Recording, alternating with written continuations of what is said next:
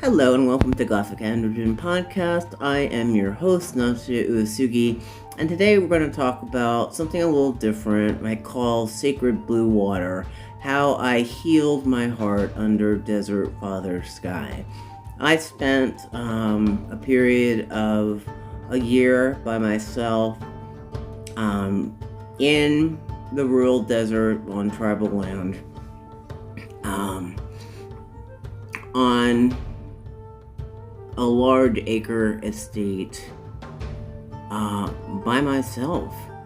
And during that time, I was in hermit mode and I was alone, and I had to heal my heart. So we're going to talk about 3 things that I learned being in silence in the desert. And as you can see here, all these different animals around the main character Noise. We're going to talk a little bit about my new graphic novel, Isekai, graphic Noise, Spirit Warrior Online.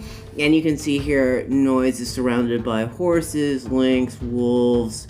There were no bisons, but there's a picture of a bison here. Coyotes, lizards, there's the eagle, geckos, and different frogs. And these were some of the animals that were around me at that time while I was in the desert with the cactuses and the land. And we're going to see a couple pictures that I took while I was there. Like I said, I spent about a year by myself in the desert. Alone. I was 100 miles away from where I worked, and so I did have to take that 100-mile drive, going and coming. So that was 4 to 6 hour commute, working. So that shows some dedication. I guess when you want something, you're gonna do it. But yeah, I spent the time alone in the countryside with the animals and the vegetation. And these are some of the pictures that I'm going to show that were around the property. And I had just come off of a relationship with a narcissist that was emotionally, spiritually, psychologically abusive, and could have been physically abusive, but we cut that before that actually happened. Again, nobody's to blame. I have my own little codependent part in that, and letting people walk all over me, so I needed to grow a boundary, which is something that I did. This is the Bodhi tree, which I called it Buddha, God enlightenment, as he was sitting under the Bodhi tree. And this was outside the front of the property, and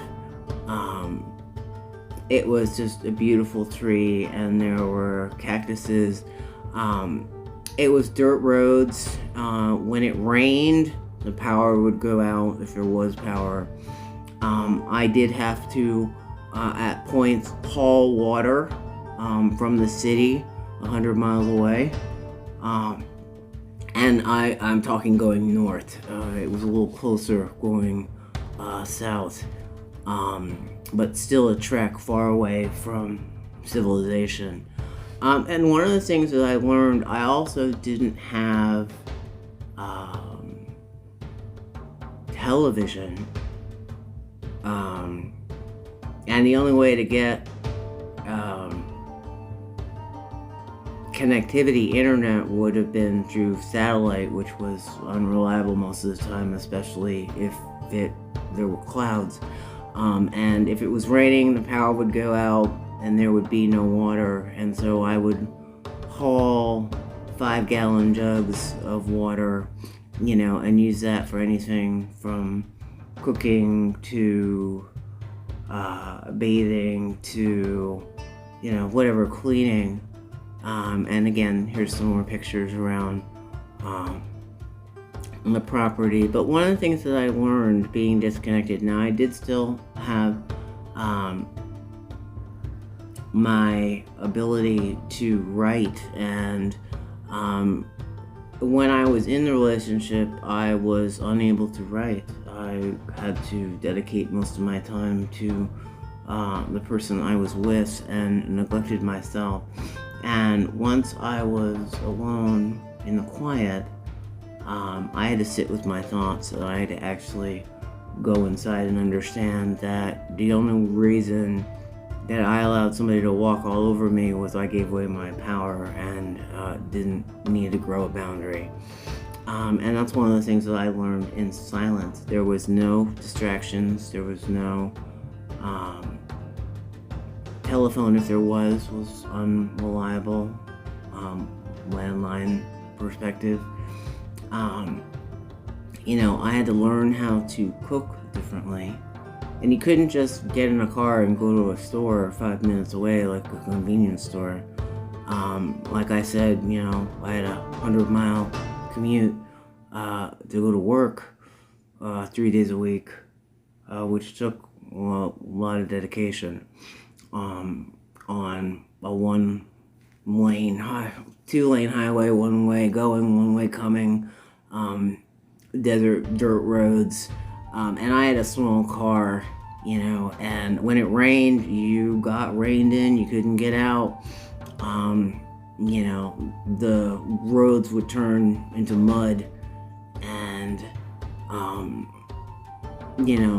one of the great things was, I got to hear the coyotes. I think it was coyotes. I got to see lynxes and lizards and frogs and butterflies and hummingbirds and all manner of birds.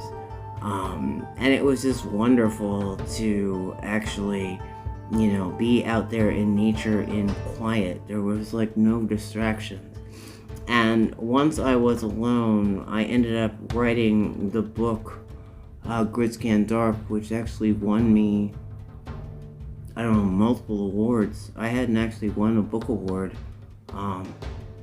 until I wrote that book. It took me exactly, after not writing for 2 years, it took me exactly 3 months to write and edit a full-length novel, which won everything from the International Impact Award for Best Fiction to Best Adventure Story to Best Hacker Sci-Fi Cyberpunk Story. It was recognized at the Hollywood Book Festival and the San Francisco Book Festival. And so, the book was about hackers against the government. But it was also about me finding myself. And one of the things I learned in silence alone, and when you have a 100-mile commute, you've got a bunch of alone time, and you got to get dedicated because, I would have to leave the house at 1 o'clock in the morning to get to work. I had to be there by 4 a.m. Driving in the dark on a 1-lane highway with trucks, and so that's some treacherous roads. It was pitch black, there were no lights, and I had not been somebody who was on the highway.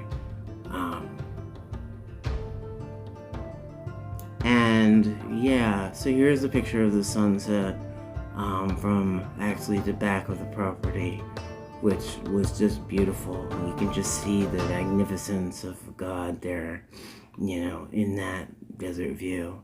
But one of the things, the story here, this is Noise. He is half Navajo and half Japanese. He's a manga artist.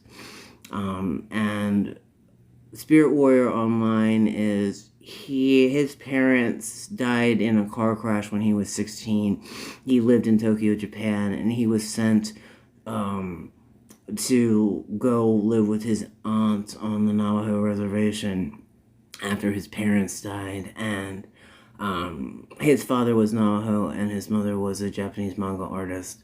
And he never learned much about his culture until he went to meet his aunt. And one of the things that when I was growing up, my family nickname is actually an indigenous word for the sun.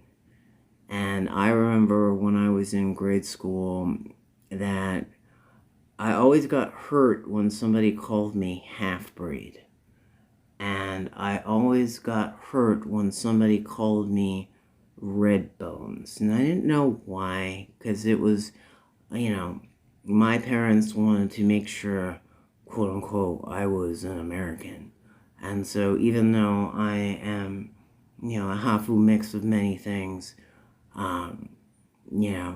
it was always like, keep up with the Joneses and just be, a colonial, be an American, fit in, don't speak your language or, just go to church and do this. And, there were a lot of things that were hidden that I didn't know about. There were kind of family stories and little side discussions of things that would pop up, like certain foods or fry bread or, different Creole, like French words that would just pop into conversation, or the fact that the washing machine was in the kitchen, like any good Scottish household, or, just different plants and herbs, and corn pollen and rice and atsuki beans, or a German word here or a Dutch phrase there, or the fact that when I went to school and they would teach a certain writer in class that I didn't have to go to class that day. It was almost like they didn't want me to know something. It was strange. And it was only until later that I went to college that I learned some of the things that were hidden from me. It was like there were many things hidden, and there were many memories repressed. And being able to sit in the desert in silence on tribal land,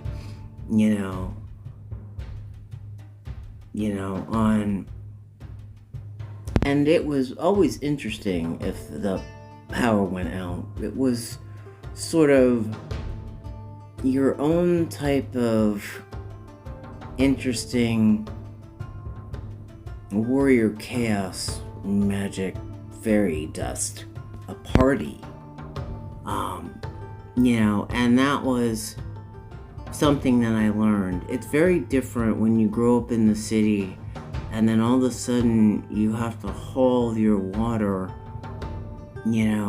and put it in a bucket and make sure that it doesn't get too much sun, or you have to learn how to cook in a different way, or, you can't just run out to the convenience store or go get gas. It teaches you a whole new appreciation for silence and sitting with self. And I learned that was one of the things that I needed to grow a boundary and reclaim my heart and the beauty way, and understand that part of me that my parents hid, that part of me that internally somewhere deep down, when a 5th grader was called half-breed, why, that hit me somewhere deep inside, and I didn't really know what it meant. And so Spirit Warrior Online is my way of getting in touch with part of my culture that my parents, and maybe understandably so, purposely hid for one reason or another. But when your childhood nickname is another word for the sun, and I think you were told that, and it wasn't so much a nickname, but it was a spiritual name that was given to you that you still kind of carry, and it was never used outside the family. It was always, something special that was mine. And I didn't really understand the meaning of it while I was growing up until much later. And I learned the power of compassion and my heart chakra, and how light is another word for God and the universe. And when you drive 100 miles carting 6 5-gallon jugs of water from the city to a place you lived out in the desert where coyotes howl at 3 o'clock in the morning on cue. I think it was like 3. They howled all at the same time. It was always interesting. And there was this strange woodpecker that I never saw. I think it was a woodpecker, but I didn't really know what it was pecking on because the roof was metal. But yeah, it would talk almost in a rhythmic dance as the hummingbirds and the bees crowded around the yellow bush, with the geckos climbing up the wall, and the pack rats, if you didn't put a light and lift up the hood of the car at night, the pack rats would eat the wires. That doesn't happen in the city. What even is that? And yes, the pack rats, Maldives, I think we've all seen Dune, Desert Power. But yeah, they look the same. And in my story, Gridscan, the hackers, they're part of the pack rat clan. I didn't know what a pack rat was when I was growing up. It wasn't a word that was used. It wasn't a word that was taught in school. But that was the word that I heard when I first developed the pack rats. And Fade Callan, the red-headed, subversive pack rat hacker leader who stood up to the government because they failed to follow through on the treaties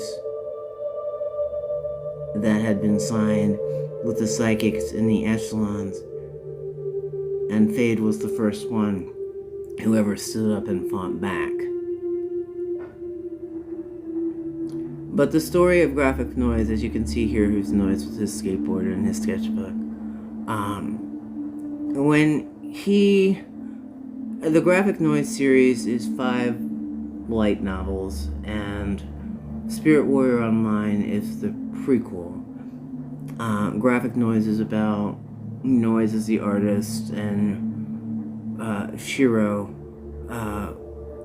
as they turn Shiro's novel Fisher into a manga, and Noise wins the artist contract. But Spirit Warrior Online is an isekai, and it is literally about Noise on the reservation meets another transfer student, now Kami, who's two-spirit. And now Kami is a psychic warrior, a Sentoki, and Noise finds out that his bloodline on his father's side, he is a destined sacrifice. And now fights, and Noise takes the damage, and they work as a pair, defeating hungry ghosts and demons sent by the younger of the warrior twin Shinigami god. They're two gods that are fighting. The god of peaceful death and the god of violent death. And they are modeled after the warrior twins who went to find their father's son and defeated the aliens. The twin warrior gods. And those two twin warrior gods, the god of violent death, who is a two-spirit female, releases the demons from the lower world and sends them after the elders on the reservation. And Noise and Now are sent as one pair against another pair of their high school students. Another pair fighting on the violent god side with the demons. And Noise and Now are sent from the god of peaceful death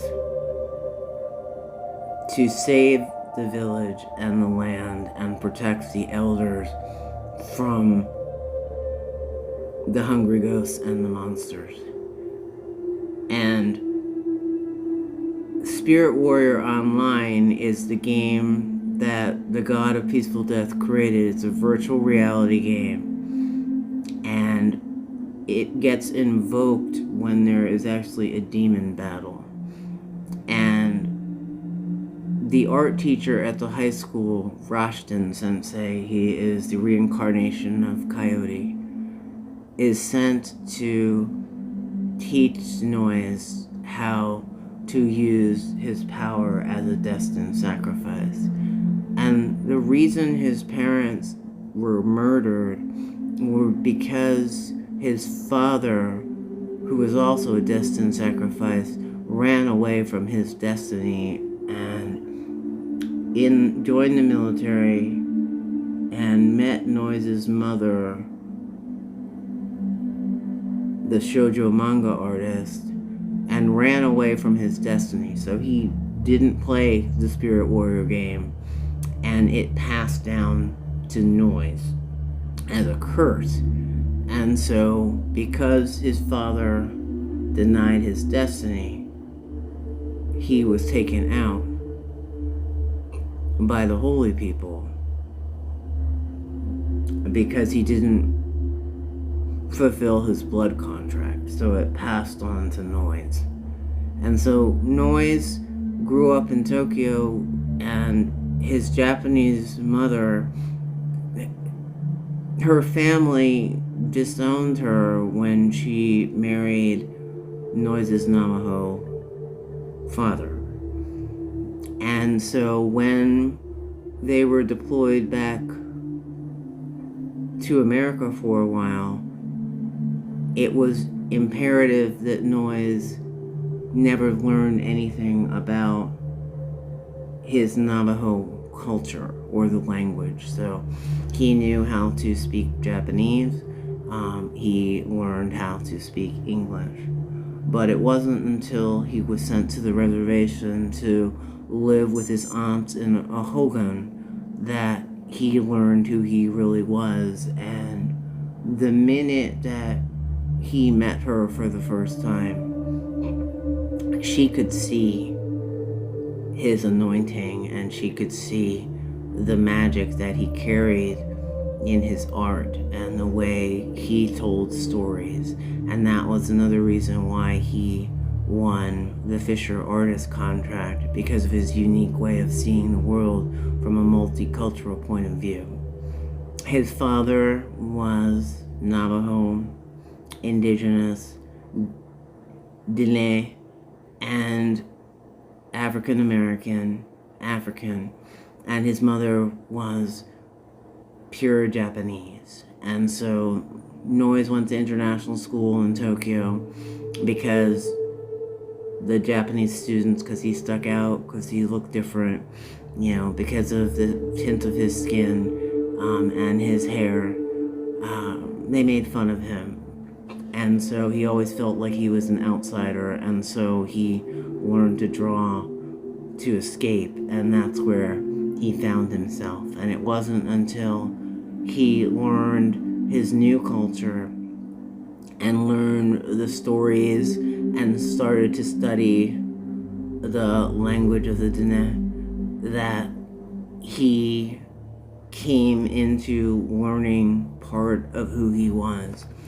And Graphic Noise 3, the manga my Hafu artists love, which has won 2 awards for cultural diversity, is a story that's unique, that is also part of what I did while I was on tribal lands on this retreat for a year, living in the wild, away from everything, is that I wrote the story of Noise, learning who he is and learning his culture, and showing how him not knowing who he is and people saying he was not Japanese enough because he was Hafu, or not black enough because he was partially Diné,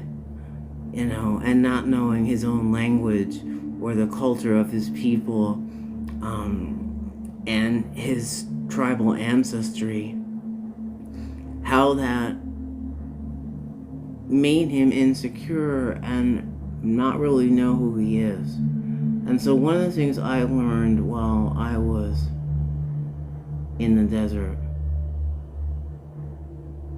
was that, like Noise in the manga, he goes on a spirit journey of discovery, and he gets questioned a lot by people outside of him, saying he's not this enough, or he's not indigenous enough, he's not Japanese enough, he's not black enough, he's not American enough, his Japanese is not good enough, he doesn't know his own language. He speaks English awkwardly because, that's not his first language. I explored all these things with Noise as I learned more about myself. And there's still a part of me, that I've learned, that I'm Scottish and Welsh and English and Dutch and African and French and Creole and indigenous, and all this other stuff are a part of me, and and Japanese, and all this stuff was hidden from me, and that's a part of who I am. But it's also a part of me to go on this epic of discovery and learn about Mother Gaia and Coyote and the holy people and Kami and Shinto and Buddha and past lives in India, and going to Pune, and for the first time not being told, where are you from? Because finally I was accepted as I was from there.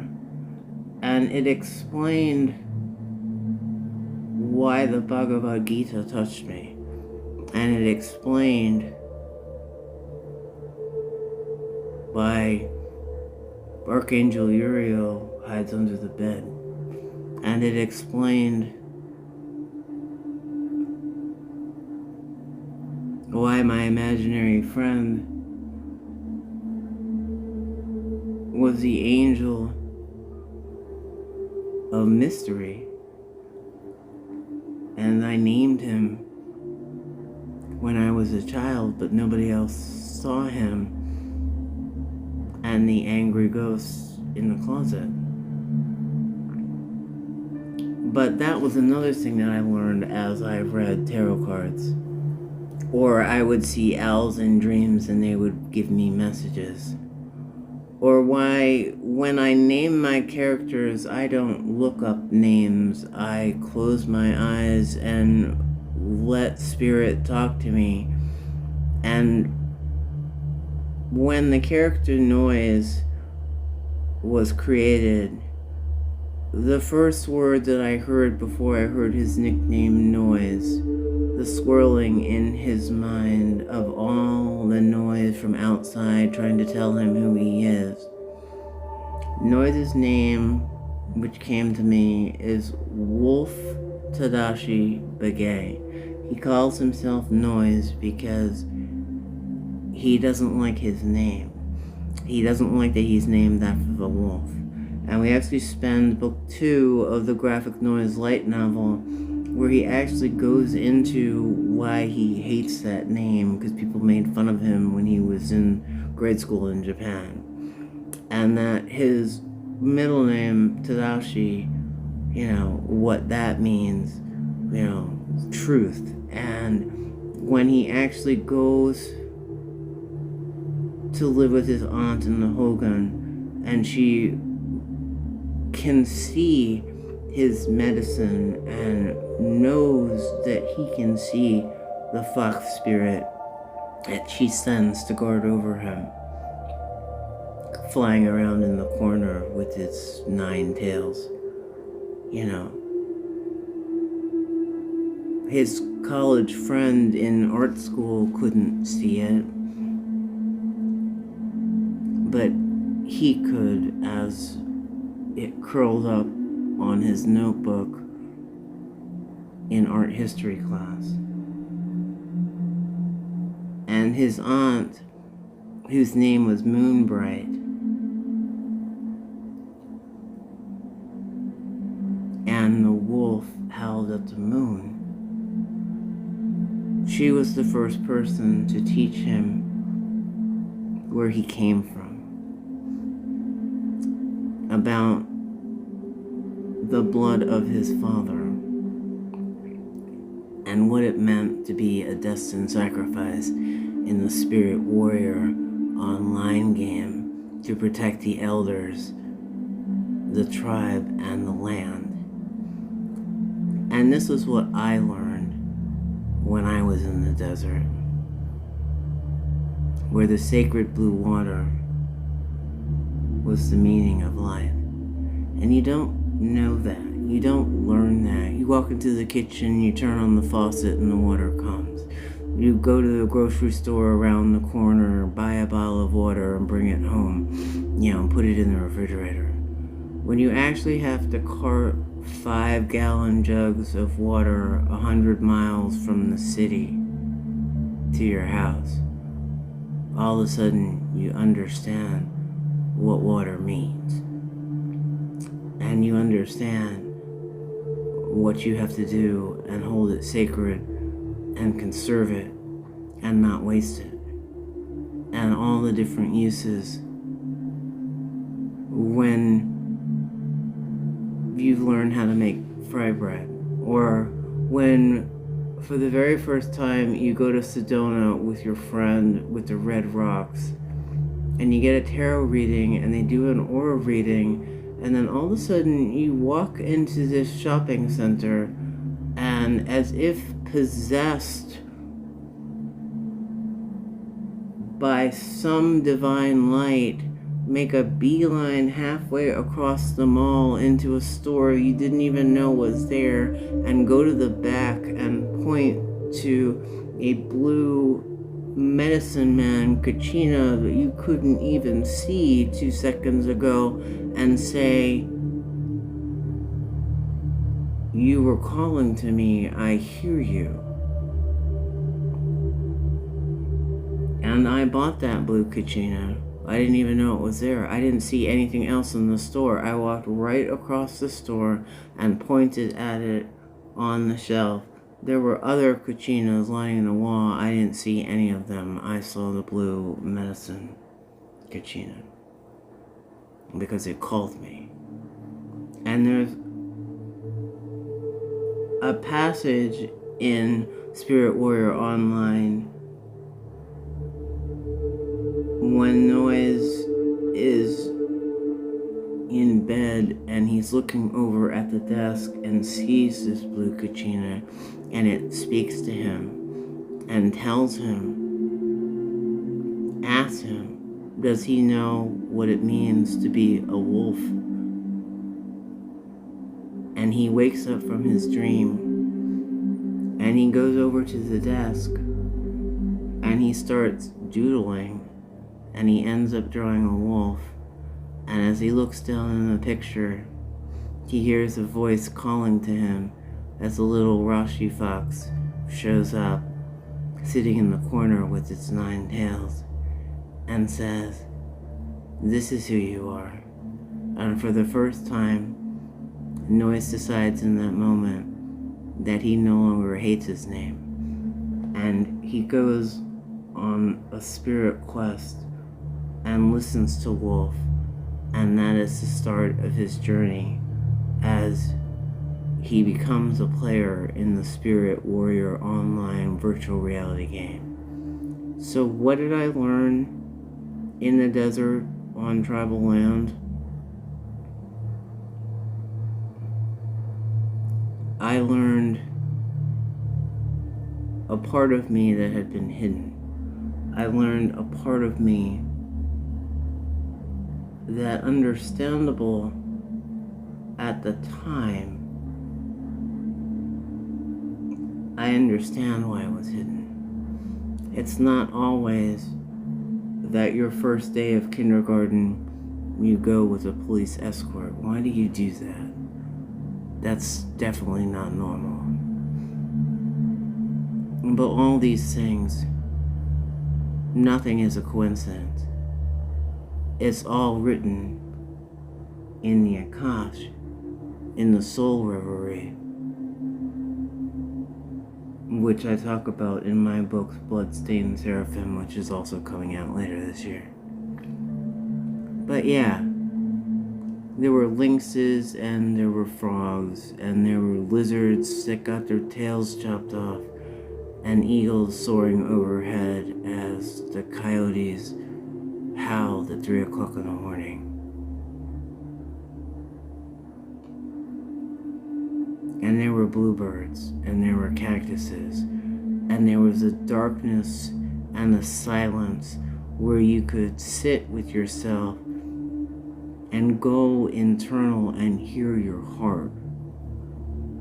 And it was in this silence that this roaming gyrovog that Saint Benedict hates more than anything, hermit alone on the mountain. And in that silence, I grew a boundary.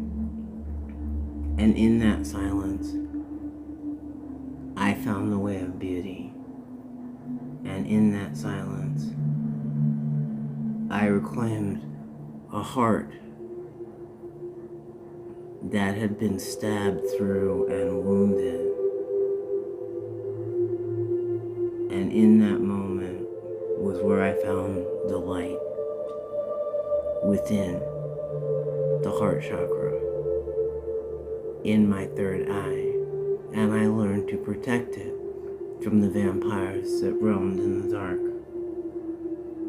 And it made that 100-mile commute that much easier, and showed me that you can do whatever you set your mind to, and that if it's easy, it's not worth doing, and if it's a challenge, then persevere. If you fall down, get up. Fall down again, get up again. Never stop, never give up, never quit. Be a warrior, fight, make it happen. You can do anything you set your mind to. That's something my dad always told me. And it was something that Owl said, and Wolf, and the Rashi Fox with the 9 tails. And also, my imaginary friend, who always told me the truth. Because it is the vibration of the heart. Like Paul Atreides says in the first line of Dune 2021 while he's sitting at the table with his mother, and she tells him to use the voice, "Give me the water." It is that sacred blue water, that living water essay that I read about in my book, John the Harbinger, A Guide to the Gospel of John. That water, that sacred blue water, carted 100 miles to a house on tribal land in the middle of desert, in the darkness, in the middle of nowhere, with a cactus and Maldives. It's that year I spent in the desert where I learned to sit in the silence. And for the first time, under Father Sky and the shine of the moon in the near pitch black, that I learned what it means to be alive, and I learned the meaning of nature, and I learned to hear Gaia personally in all her glory as the universe of stars shine down watching over me, those stars that Coyote chucked up there in nonsense chaos, why they shine like a strange Milky Way, out of order. And that was when I truly learned a part of myself. Sure, I had studied the French part and the Scottish clans, and recently learned that there's also Irish, but I hadn't learned, besides my family name, the indigenous word for sun. It wasn't until the time in the desert, alone in the dark, in the silence, where I meditated all the time. I didn't have to sit. You were just in meditation with yourself for the first time, hearing the real world, not the noise and the news and the news feed and social media, but the words that Gaia speaks and her energy and the ley lines and the vibration. My pen is my sword. It is an arrow of truth that cuts through the darkness and reveals what is hidden and brings it to the light. That is where I learned who I was.